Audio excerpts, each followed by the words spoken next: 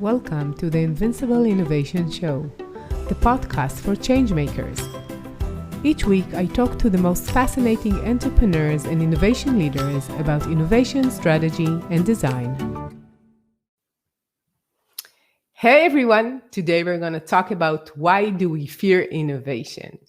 Welcome to Invincible Innovation Live Show. I'm so glad that you're here. I'm Mazor, Kario, Innovation and Value Creation Expert, and I have a very special guest with me. Hi, Bruno. Hello, Eddie. Hey, Bruno Pešec, President of Pešec Global, helping business leaders innovate profitably. Yeah, I said it well, I think. We're live on LinkedIn, YouTube. Yeah, good start. We're live on LinkedIn, YouTube, and Facebook, and you're so invited to join the discussion and ask questions, and we'd love to hear what you think. Now we can start. It seems that all companies need to innovate. What are the biggest obstacles to innovation? So I was just thinking about that over the last few days. I mean, okay, not just over the last few days. I often think about it. And, when we think, we always say, like, go to the root cause. Try to figure out, what is the starting point of it, and then solve that so that we can later on solve all the effects that are coming out of it. And the thing is, especially when it comes to innovation, we can see some patterns, some issues repeating again and again and again, but I personally am not 100% convinced that there is always a single root cause when it comes to innovation specifically, because innovation is so personal. And if I was forced to say one thing that gets in the way, I would be a little bit tongue-in-cheek, and I would say it's the organizations that are the biggest roadblock to their innovation efforts. And then what specific issues happen in the organization is usually, peculiar to the country, to the market, to the industry. But, we are usually the best starting point. What am I doing a bit wrong? How am I blocking myself from innovating? Am I preventing my people? Am I being unclear? What is happening? Yeah. And what do you think, like within organizations, the fact that they're bureaucratic, hierarchical, things are really hard to change, they fear doing things differently. What would be the first thing if you come to a leader? What would be the first thing that you check?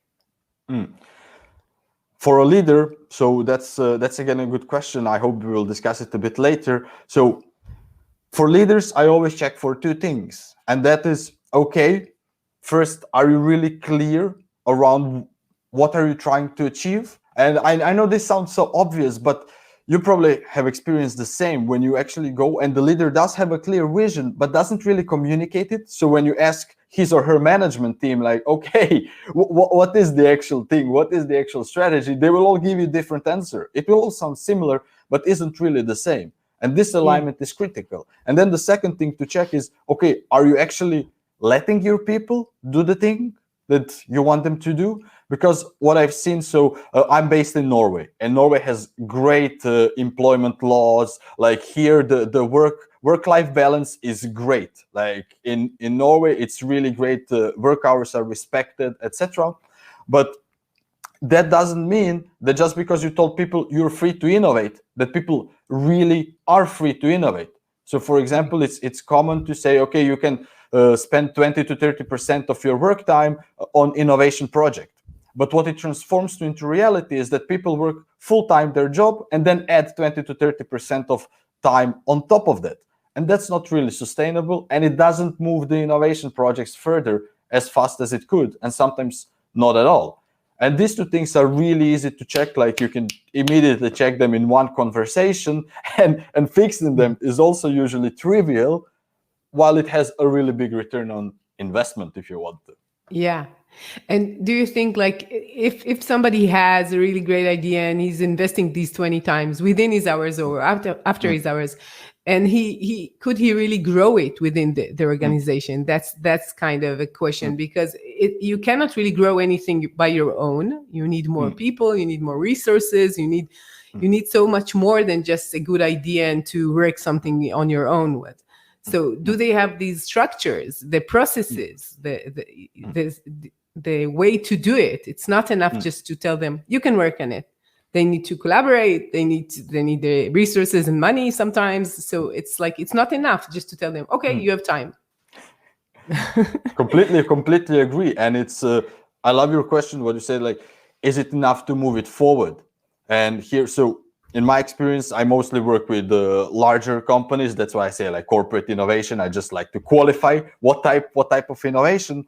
And what's really important, like, is this concept of breaking down. So I'm not talking about going all the way to hardcore project management by the book, etc.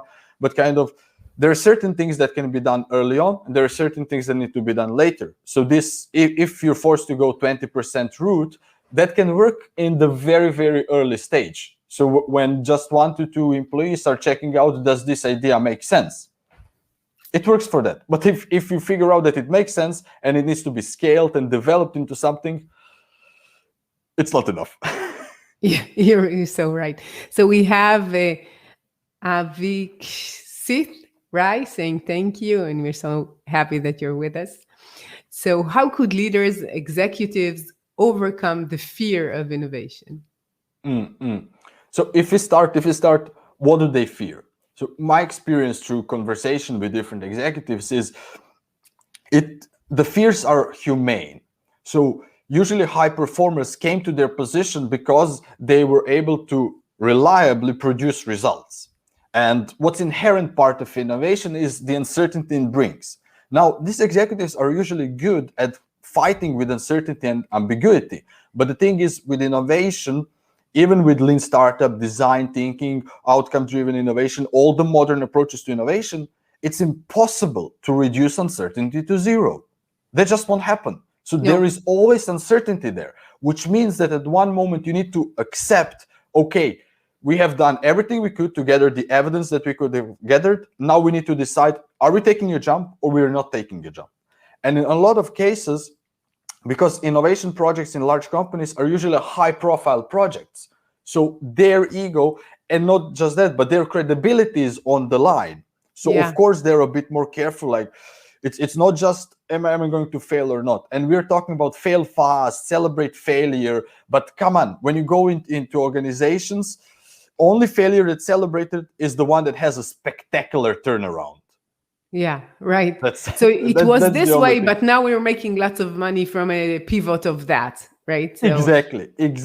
So it's very rarely that you will walk into an organization and hear, oh yeah, we screwed up pretty badly. We bankrupted one whole business unit and we fired 200 people. Yeah.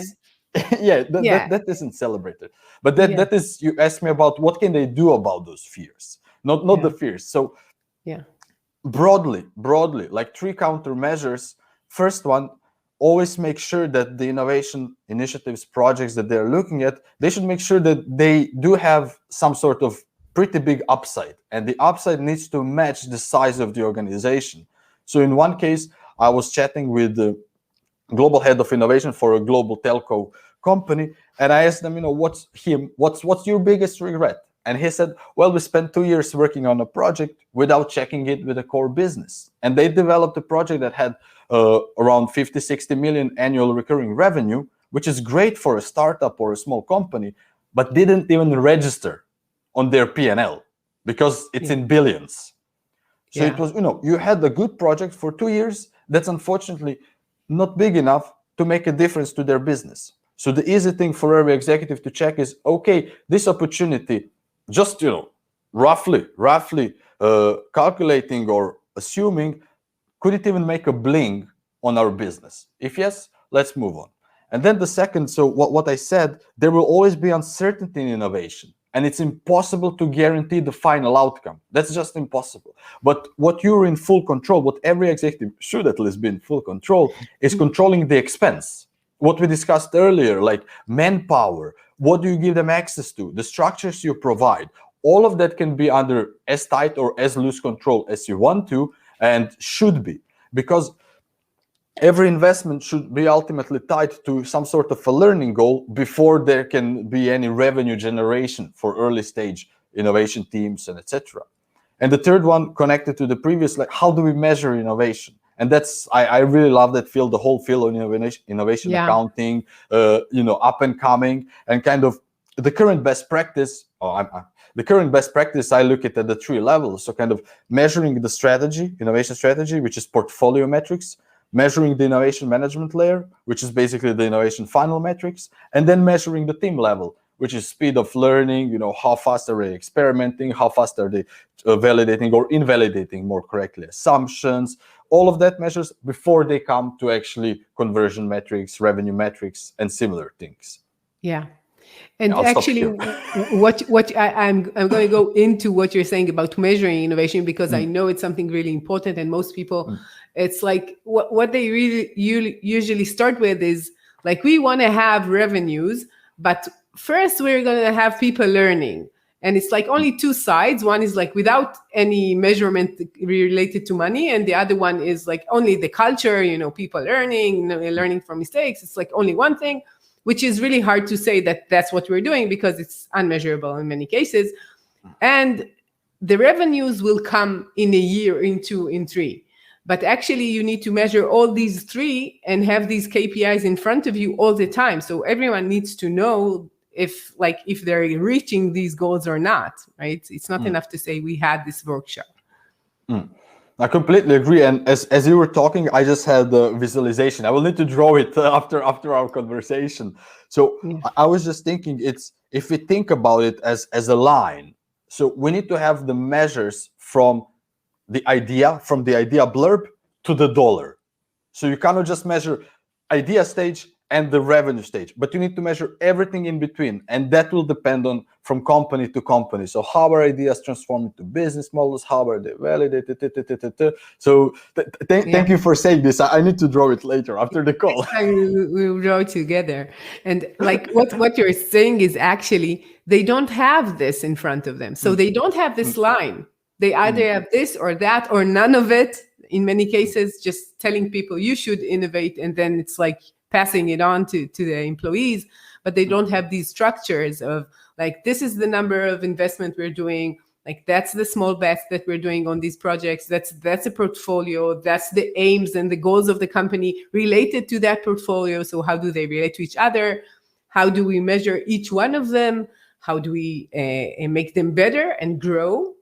And then we'll see the money out of it. So some of them will not have the potential of billions, and therefore, as you said, it will not measure up to what you expect. But if they don't start with millions, they will surely not get to billions, right? I guess. That's true. But the thing is, I think it's what's needed from these leaders is to think like VCs, and most of them are not VCs. They don't see themselves as a VC leader. They see themselves as a corporate, making the core much better. That's what we're doing. And VC is so trained in measuring these bets, in betting well, and seeing like we have like 15 startups or ideas or beginnings. And from there, we will probably have only one, but this one needs to be measured up to our goals. So it's only one of them will do the billions, but we need to do everything needed in order to get there. Which is hard. No, completely agree. And I guess we could spend hours just discussing that. So you mentioned VCs, venture capital, and especially, as I said, so like corporate innovation, one of the viable tactics is CVC, corporate venture capital. And it's interesting. So I think for corporate innovation, the VC mindset is maybe more valuable than necessarily the whole VC approach. So because if you have internal projects, you have much bigger leverage on them. You're also taking more risk than traditional VC, because VC usually applies pressure to, okay, we funded you, so we have a percentage of company. We will either have someone on the board, advisory board, management board, whatever, and we're going to apply pressure. But the company has the benefit and option of saying, we want to adopt a VC approach, smaller bets, we're going to tightly control it. But at the same time, they're the ones that are funding the teams, putting people in, paying their full salaries, and they're actually taking more risk than a traditional VC. So managers must be careful also in selecting different tactics. And what does it mean? Like everything you said before, the structures, the organizations, everything is connected and interrelated. Yeah. You know, when you said that they are not really VCs because they're the only funder for this startup, I thought that what they really need to understand is how to measure these ideas at the beginning. So usually they know exactly, they groom sometimes from their organization itself or from the domain, or like they know very well to do this, but they need to know all the time what else is an opportunity, what else could be done. It's like seeing the current situation, the present and the future in the same time. And when you're seeing the future, you could even measure from all these ideas what is the right, like what's the right bets, which is kind of hard. And you said like there is no strict way of doing it. It could be everything. Like, and if we had a strict way, we would not need VCs because we would know from the beginning who would be the unicorn there. So there is no way to do it without the uncertainty, without like really tackling things that you don't know. Because if we had this possibility, it would be much easier, right? So all the 7% of startups would not start because they would not be a winner here. And only the 3% that really knows that they're going to win, only they could really stay, like do their things, right?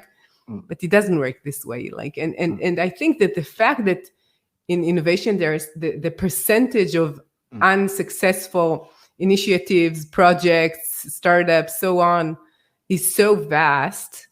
Therefore, you could fail like really easily. You don't need to do anything. Like most, very majority are losing. So it's hard. Yeah. And it's so I just want to pick up three things that you mentioned. So what was really interesting, what you were talking just in the beginning around the concept of opportunity cost. So the executives must always be aware, like picking one thing doesn't just mean investing in that. It also means not picking other things.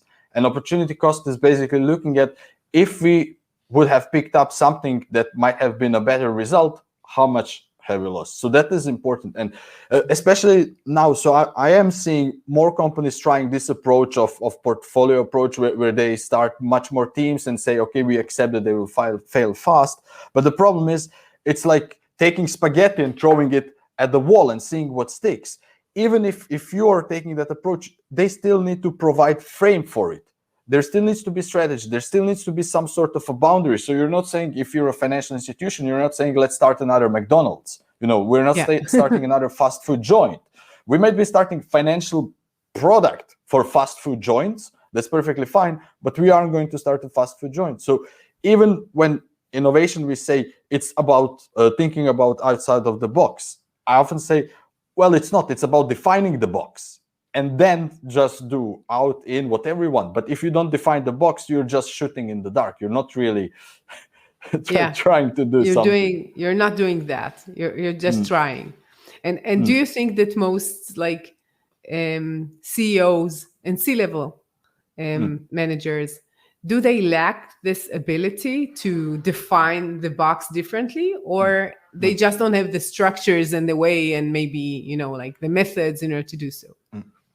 So my experience with working with C-level is that it's not a question of capability or intelligence or even incompetence to some level, but it's rather the biases that come with their position and success.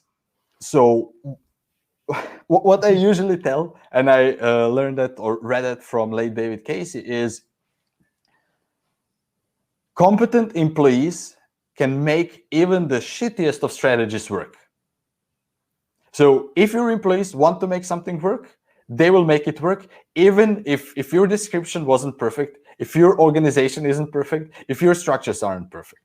So what happens is that after a decade or 2 decades or more of success, the C-level or executive, they start to believe that it was their decisions, their expertise that led to all the success.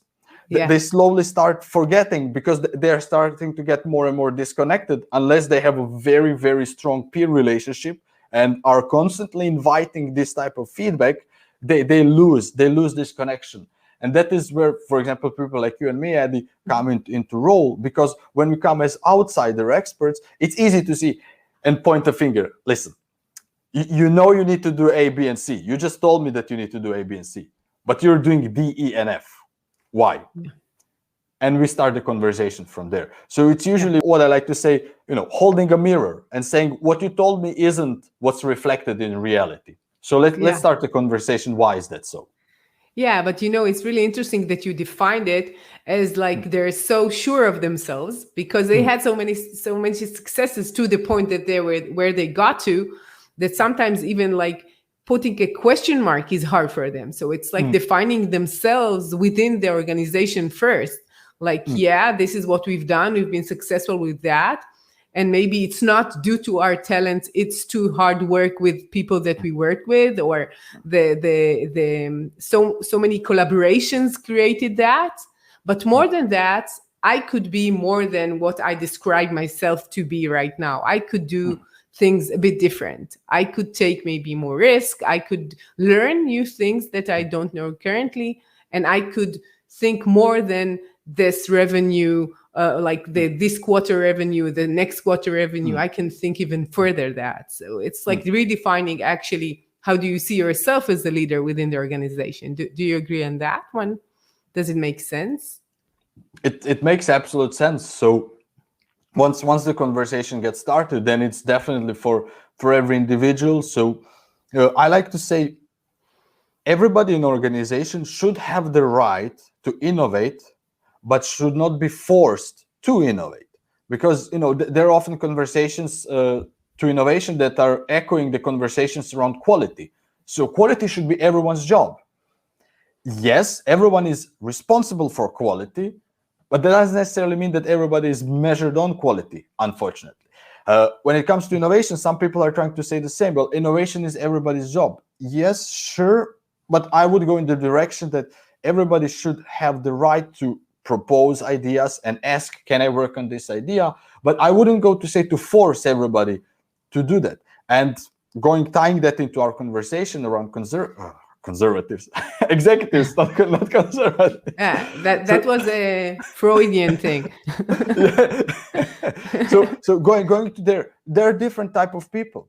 Some do prefer a little bit of rigidity, and people will say, well, we need to break them, we need to show them creativity and frolicking and running in the field. I'm like, why? Let's play to people's strength. We can help them see differently, but I don't think that my job is to change you fundamentally as a person. What I always see as my job is to help you to become better executive, better specifically in innovation, because that's what you and I specialize in. So that is where I see it. But I don't try to force them to become something that maybe they don't want to be. And that comes from my fundamental belief. When I approach my clients and everything, I don't assume they're broken. Like some approaches assume that people are broken, that they're incompetent, that they don't understand what they need to do. No, I go it from, you're a successful person, you're a successful executive, the results are behind you. But now this might not be working as well as it was before, or you want to do something a little bit better. So let's start building on strengths. And there's a lot of also academic theory supporting similar approach. So kind of strength building has much better returns than kind of trying to avert weaknesses. So weakness is just avoid doing it, but don't try to transform it into a strength. But your strengths, try to exemplify them even more. So that is... And it felt a bit rambly. Yeah. And I think the same goes to your employees. So some of your employees are really built for innovation. So they're curious, they want to know more, they want to do more, and they want to try new things. And some of them are not. And that's just fine, because the ones who are not innovative are the ones who are doing exactly what's needed. They're very built for processes. The current processes is supported by them, and they're doing their work really, really well, but they're not good innovators. You just need to find the right processes and people and structure, to take these talented, curious, innovative people and give them the framework to work. And you need to find them, of course. Is the same way you find this in yourself. You need to find the right people in your organization in order to make it work, which is sometimes challenging, but they need to do it. But they know their people, I guess. So maybe it's not that hard. Well, that's probably what you said. Less is probably a big assumption. They don't know. Especially the bigger the organization, the less likely is that you really know, what's what your people are able of doing. So, for example, one financial institution that I work with, it's Norwegian companies. Big Norwegian companies aren't big in a global sense. When you say like big company in Spain, it may be 100,000 employees, but big company in Norway is like around 20,000 employees. So much lesser scale. But also, we don't know that many people. So if I had Adi in my organization, unless there's some connection between you and me, either through an acquaintance within the company, or maybe we accidentally had a lunch, or you had a talk that I attended, it's unlikely that I will know that I have an innovation expert in my company. So what companies know is what's limited to their people. Companies are dead. Organizations are dead. It is what people in organizations know. And if people in organization don't know about each other's skill and competence, we cannot say that organization as a whole is competent in something. And that is a big challenge. And I usually see companies approach it one way, which I don't think works that well, or works well for just a specific case. And that is they decide, okay, we want to innovate. There's a big change. A competitor is moving in. We need to respond. And then they go really aggressive. Let's hire an external HR agency. They will help us find internal talent. They will also help us find external talent. We are going to, use the whole HR process in order to set up an innovation team, and then give them 200 million or 20 million, whatever, and they need to counter this.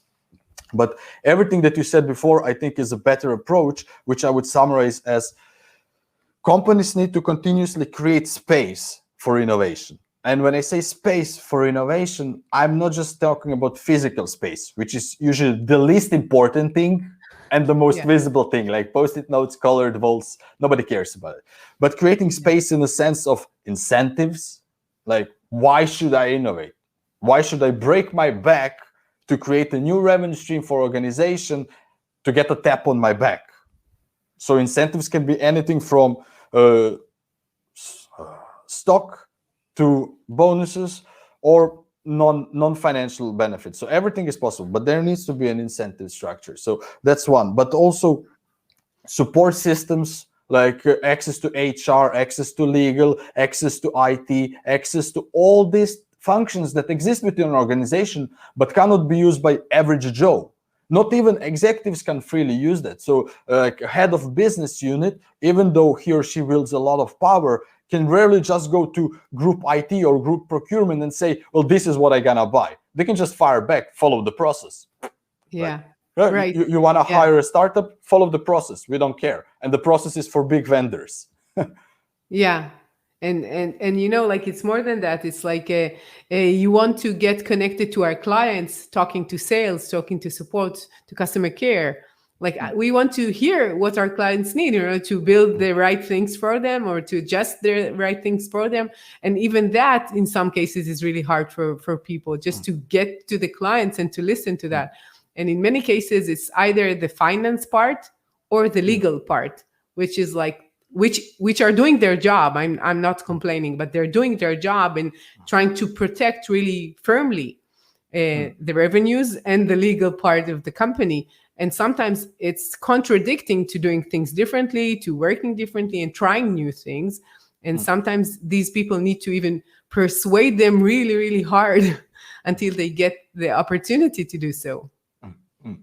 And it's you mentioned specifically finance and legal, and here it's really important for corporate innovation. So my experiences with both of these departments, usually much bigger than departments. So finance people, the CFO office and the finance, they already have the vocabulary to understand innovation. We just need to help them reframe it and then invite them in. So for example, my experience with business controllers is they usually feel like policemen, police officers. So it's kind of, they feel they're brought in way too late, and then the only thing they can do is kill the project because they start asking questions that they always ask. And of course, the projects cannot answer them because they're working on something that will produce revenue in 3 to 7 years, and the business case is going to be horrible.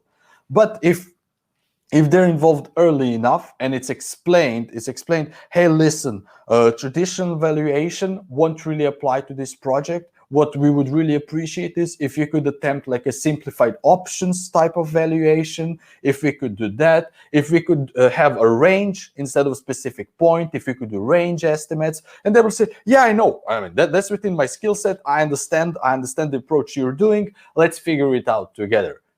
Bam, problem solved. Because CFO is, in my opinion, one of the most potent and underutilized ally of corporate innovation. They're usually seen as, the person coming in to kill and halt everything. Yeah. But that is, in my experience, will say no. They're too late. Yeah, the no person. But that only happens because they're involved way too late. If they are part of setting up your innovation system from the very beginning, and there's a handshake, an agreement on the type of valuation and the measures that they will be looking at, easy peasy. The same goes for legal. So there needs to be some sort of boundary. Experimentation, lean startup experimentation is all the rage, has been all the rage. I love it. I'm doing it a lot myself, but it's very different in a business setting of a large company. You always need to be extra careful. There is always, every experiment must be also looked at, what is the potential brand damage? What happens if a competitor finds out? What happens if a customer calls to the call center and says, what is this? And I've seen that happening. I've seen that. So one company was experimenting with a product or service, more correctly, that would make part of their value chain obsolete. So they launched an experiment. It was off-brand experiment, but even though it was off-brand, they used their own designers. And they use just different colors, but you can recognize design elements even if it's in different colors. And a phone rang in a call center. One person from the supply chain called, hey, what is this? Are you trying to, muscle us out of the market? What's happening here? Wow. And there was no confirmation because it was plausible deniability. It was impossible to connect these two things, but the experiment immediately pulled off. Kill switch needs to be there for every experiment. Things like that can happen. Mitigation, have kill switches, make sure to know legal boundaries. You don't need to have a lawyer on every innovation team, but every innovation team must give proper consideration for these issues. Yeah. It's kind of interesting what you just mentioned, because the fact that the design was similar just made a match in the person who called, in his mind. And exactly. And most people don't think about it that much. They say, oh, we have designers here.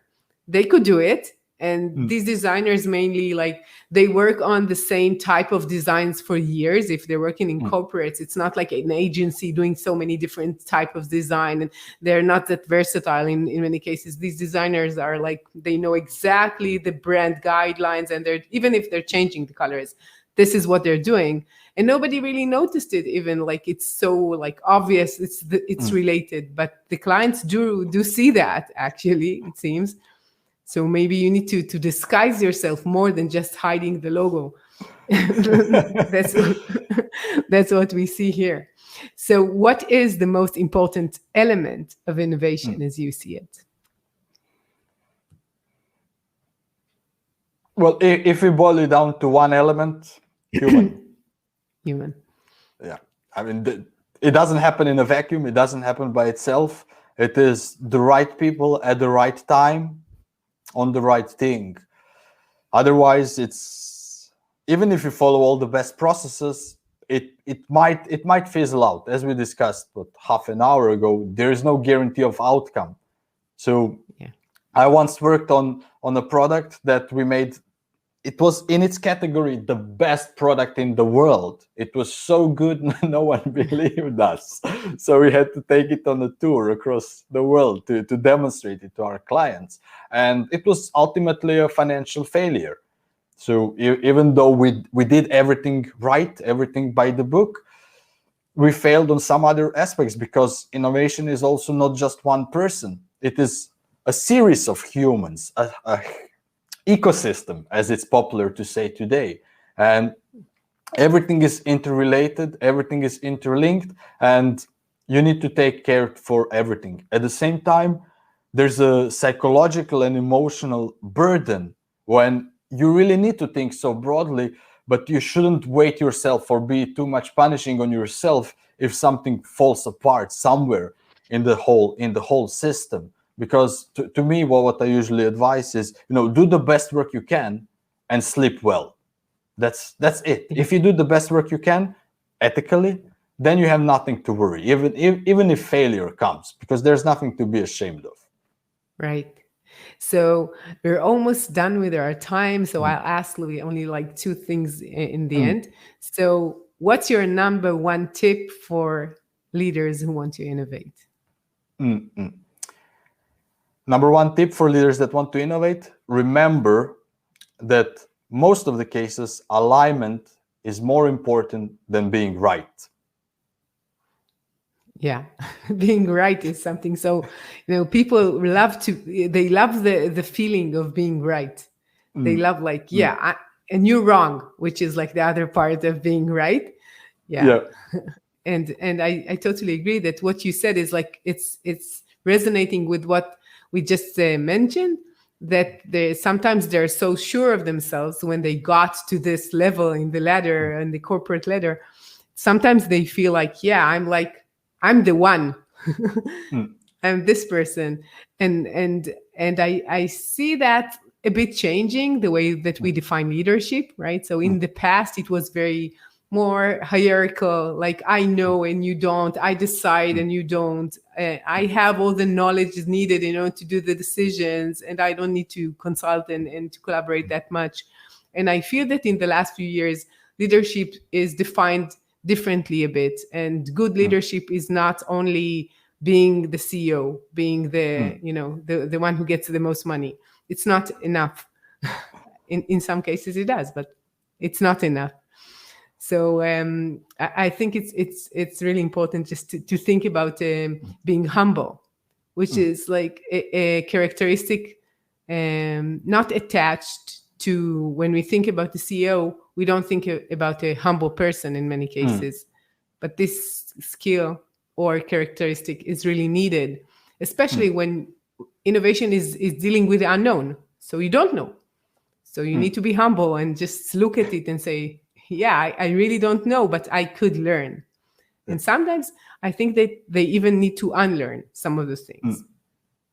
Completely agree. And when you mention humbleness, every executive is going to get humbled at least once in their career. And it really helps if you're already a humble person, because then it won't hurt your ego so much. And it will also act as a safeguard for burnout. Because if you lack humbleness and you get smacked in the face from the market, which, as I said, will happen once in everybody's career, it'll be a lot more painful if you don't have any humbleness in your body at all. Yeah. And do you think it's related to culture, like the country culture, the company culture, or it's a personality? I would say it is related to culture and upbringing of every individual. The company culture does help in a sense that it amplifies or diminishes, reduces the trait. So I would say, if you walk into a company and after 10 or 20 years, your personality traits are either going to be amplified or you will be holding back because this type of behavior is not rewarded in the organization.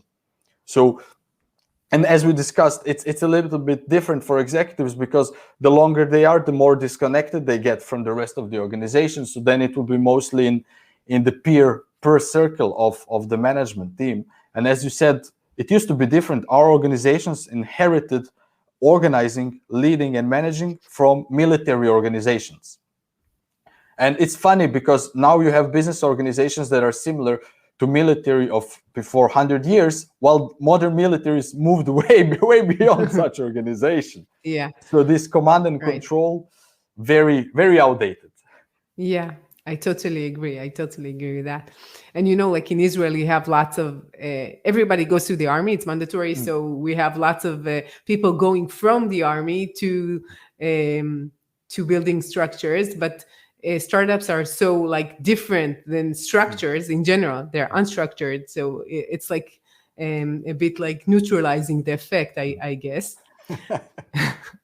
So I want to thank you for your time. It's been such a pleasure talking to you. So the question is, where could people hear more about you and contact you? Well, first, it's been also a pleasure with conversation, all the discussions, everything. So it always feels great to speak with someone who has, I wouldn't just say similar thinking, but similar passion, because that is the most important. Then we can challenge each other and add to each other and learn from each other.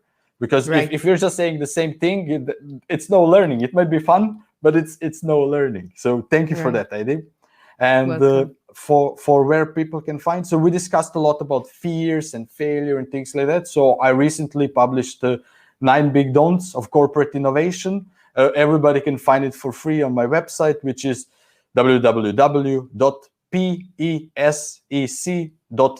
So it's my surname.no, like Norway. And if there are any speaker notes or something like that, I will also slap a link, and people can always reach out to you and you can point them in the right direction. Sure. So I'll add the link. I'll just say that the ones who are listening, because we have a podcast too, it's Pešec, but it's Pešec when Yes. you say it. Like, but Exactly. this is how you write it. Okay, so I want to thank you for your time. It's been a pleasure, and I hope we'll talk again and meet again. And to all of you change makers out there, thank you for joining me. If you want to hear more about my work, go to invincibleinnovation.com and visit my website. I'll see you next week with another innovative, insightful talk. See ya. Bye-bye. I'm Mazor Kario, and you've been listening to the Invincible Innovation Podcast. Make sure to visit our website, invincibleinnovation.com, where you can learn more about our programs and my book, Innovating Through Chaos. I'll be waiting for you next week in our next episode. Thank you for listening.